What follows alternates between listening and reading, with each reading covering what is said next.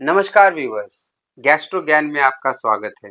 मैं doctor Manoj Sonkar, general GI and laparoscopic surgeon and laser proctologist.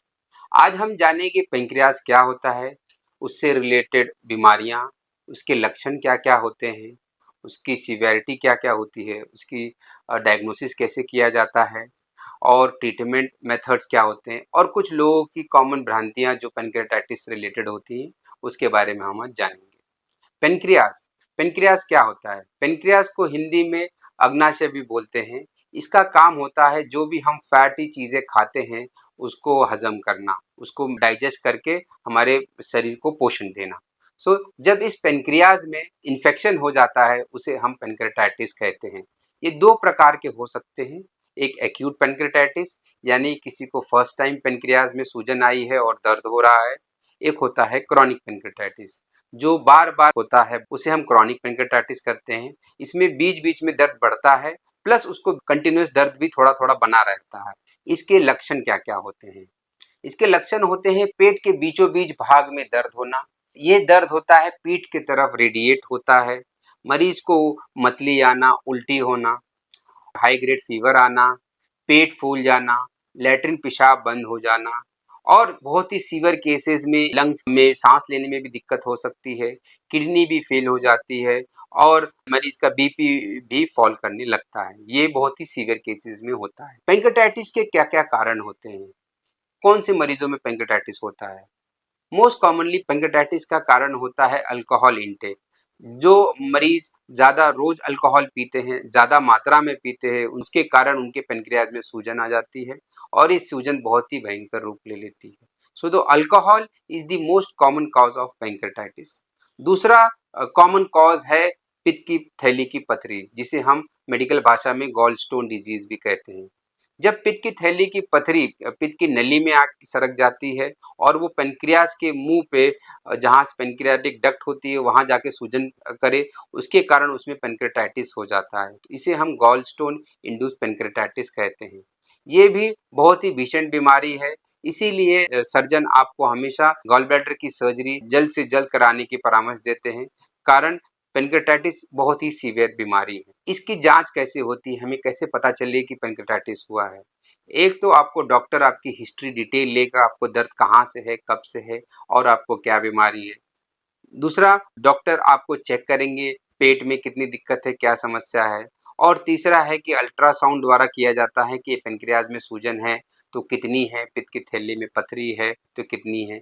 Pancreatitis में अमूमन आपके ब्लड की जांचों में पता चल जाता है पेंक्रेटाइटिस अगर आपको है तो। इसमें दो जांचें प्राथमिक रूप से की जाती हैं जिसे हम सीरम लाइपेस और अमाइलेज कहते हैं। अगर इसका स्तर बढ़ा हुआ आता है इसका मतलब होता है मरीज को पेंक्रेटाइटिस है। और अगर ज़रूरत पड़ती है तो डॉक्टर एक सीटी स्कैन या एमआरआई भी करा सकते हैं कि इस पेंक्रेटाइटिस की सीवियरिटी क्या है, क्या स्टेज है, पेनक्रियाज में कहीं पस तो नहीं पड़ गया या फिर कोई और प्रॉब्लम तो नहीं हो गई। पेंक्रेटाइटिस होने के बाद मोस्टली इसका ट्रीटमेंट होता है, मेडिकली मैनेज किया जाता है दवाइयों द्वारा और बाकी सपोर्टिव केयर द्वारा। 90% मरीज दवाइयों द्वारा ठीक हो जाते हैं।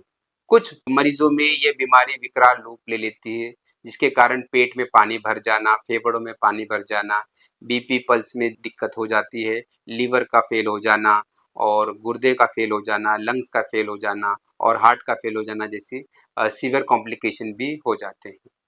सुडोसिस्ट एक बीमारी है जो एक्यूट पेनक्रेटाइटिस के बाद देखी जाती है। अगर नॉर्मली पेनक्रेटाइटिस में सर पे पानी जमा होता है आपके पेनक्रियाज में, बट वो ट्रीटमेंट के साथ में कम होते जाता है। लेकिन अगर यही पानी बहुत मात्रा में हो तो वो सूखता नहीं है, वो पेट में बना रहता है जिसके कारण मरीज को पेट में दर्द होता है और खाने की इच्छा नहीं करती है और उल्टी मतली जी मचलाने की दिक्कत भी हो सकती है। इसका इलाज मोस्टली ऑपरेशन द्वारा किया जाता है। इसकी विधि है दूरबीन द्वारा, मुंह से एक नली डाली जाती है और सिस्ट को पेट में एक रास्ता कॉमन चैनल बाईपास बना के ड्रेन कर दिया जाता है जिससे मरीज को राहत हो जाती है। दूसरी प्रक्रिया मेथड है लैप्रोस्कोपी या अमूमन लेजर द्वारा बोला जाता है लैप्रोस्कोपिक सिस्टोगैस्ट्रोस्टमी, जिसमें हम दूरबीन विधि से पेट में छोटे छेद करके आंतों में इस सिस्ट को डाइवर्ट कर दिया, बाईपास कर दिया जाता है और तीसरी विधि है ट्रेडिशनल ओपन चीरे से की जाती है ये सर्जरी, जिसमें हम सेम वो सिस्ट को हम आंतों में डाइवर्ट कर देते हैं। क्रॉनिक पैंक्रेटाइटिस के बाद मरीजों में चिंता होती है कि डॉक्टर साहब कहीं ये दिक्कत कहीं कैंसर तो नहीं बन जाएगी आगे जाके। तो मेरी सलाह होती है कैंसर बनने के चांसेस बहुत ही रेयर होते हैं।